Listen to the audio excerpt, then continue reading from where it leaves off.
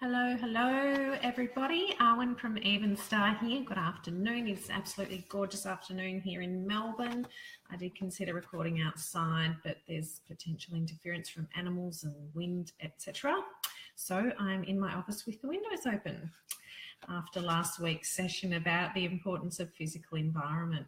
So today, do you have a thing about FebFast that you're hearing about this all the time at the moment, 2nd of February? What is the thing that you're going to give up for the month? Or perhaps you had a New Year's resolution around improving your health and well-being and you just really haven't been able to latch on to something that's going to work for you, that's relatively easy, but it's going to make a big difference to you.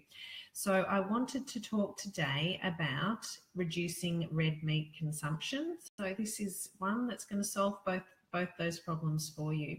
So this is something to consider, which is going to actually help your health and well-being, both in the long and the short term, and also the health of our beautiful planet. So that two-pronged approach is just perfect for making you feel good about yourself and what you're doing for the wider world as well as for your own body. So you might be thinking, well, hang on a minute, isn't red meat really good for me? It's got all that protein, it's got all that iron, it's got vitamin B12. I've been hearing for years and years how I need to eat more of it, especially if you're a woman. Women often don't eat as much red meat as men. And that is all true. We do need all those beautiful components in red meat to have healthy blood and a healthy brain.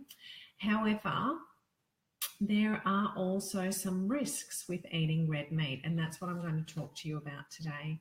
So a beautiful quote that I love is, "Eat food, not too much, mainly plants." That is a quote from a scientist called Michael Pollan, and that is one that I think that more and more we need to live by these days. So the human body is really not designed to have a heavily meat-focused diet. The original humans were plant eaters mainly. They had to actually catch an animal to be able to eat it. They couldn't drive to Coles, pull up in their car, get out, go and look at all the aisles and aisles of plastic-covered, beautiful red plump meat like we can. So it was much more difficult to eat meat, and therefore they didn't eat very much of it. And a lot of traditional cultures today still have a plant-based diet and are some of the healthiest cultures in this world. So the World Health Organization has said that red meat, consumption of red meat, is probably carcinogenic to humans based on limited evidence. So there have been many studies which have shown increased risk of cancer, increased risk of high blood pressure, of heart disease, all associated with red meat. And the problem with it, why this happens, let's come back to the science, is because in red meat there are substances called N-nitrosos that when they are broken down in your gut actually affect and damage the gut lining, and that is why they are carcinogenic. So also other studies have found decreased life expectancy with eating a lot of red meat as well. So thinking long term, that's something that you perhaps might want to consider as well. So even greater risk then with processed meats. Excuse me, I will just turn that off. So processed meats are even worse for you. This is because they are the processing that occurs means that they use nitrates and nitrites in their manufacturing, and this means that the level of those N-nitrosos is even greater.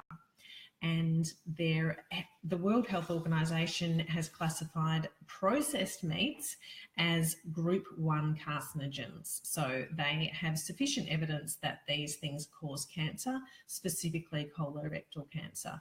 So even if you can't give up red meat or reduce your consumption of red meat significantly, then I would really urge you to consider reducing, if not removing, your consumption of processed meats. So quit that bacon, quit that ham, quit that salami.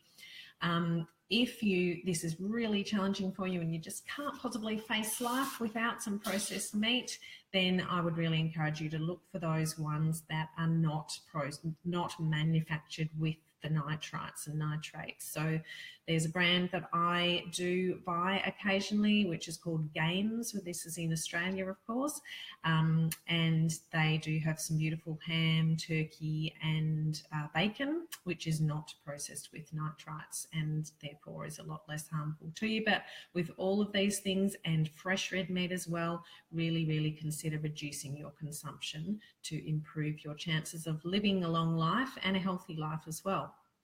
Now, the other thing to consider with this is the planet. So red meat is produced with using a lot of water. And this is because most crops of red meat are fed grains. So the grains that they are fed use heaps and heaps of water and massive tracts of land to be produced. If we actually fed people with all the grain that we produce to feed animals that we are then going to feed people with, we'd probably be able to completely remove starving populations of the world. So that's something to think about. If you want to continue to eat red meat, therefore, then please consider eating organic and eating grass-fed. So if you are eating grass-fed animals, then you are not going to be risking getting the pesticides and herbicides that are used in the crops that are then fed to animals that are grain-fed. So something to keep in mind as well. So really just think about the fact that we human beings are at the top of the food chain, and therefore we're actually eating everything that what we're eating ate before us. So if you are eating an animal that has been fed grain that has been sprayed with pesticides, then that is all coming down to you, and that is what you are eating. Okay, so really consider reducing your consumption. If you do need to consume, please consider eating organic. And the other great thing about organic red meat is that it's really expensive, and therefore it's a great motivator to not eat so much of it. All right, if you have any questions about this, then please let me know. So I guess my last point that I really wanted to make was, if you don't invest in your health now, then you are going to pay later with illness, or in fact with a shorter life. I would love for you to be well and have a great day, have a wonderful weekend, and let me know if you've got any questions. Bye.